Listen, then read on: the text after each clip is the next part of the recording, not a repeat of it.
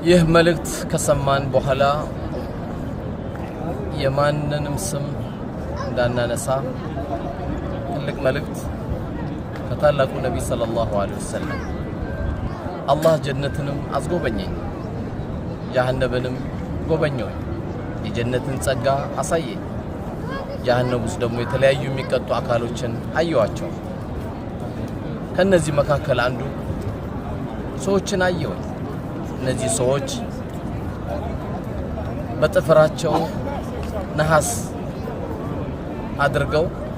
ፊቶቻቸውን ይቧጭራሉ መቧጨር ብቻም ሳይሆን ከፊታቸው ላይ ያለውን ስጋ ያነሳሉ ኤም ሳይበቃቸው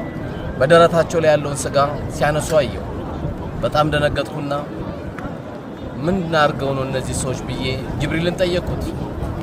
ጅብሪልም እንዲህ አላቸው እነዚህ ሰዎች ሰውን የሚያሙ ሰዎች ናቸው ብሎ ነገረኛሉ አዎ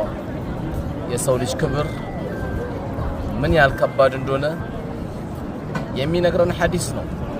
ስንት ሰው አማን የስንት ሰው ክብር አወረድን ከመውረድም የሰው ክብርም ከማውረድም አላህ ይጠብቀን ይሄ ትልቅ መልእክት ከሰማን በኋላ የአንድ ሰው ስም እንዳናነሳ ሲነሳም እኛም ከዛ አካባቢ እንድንነሳ መልእክቴ ነው ዛሬ ወጀዛኩም አላህ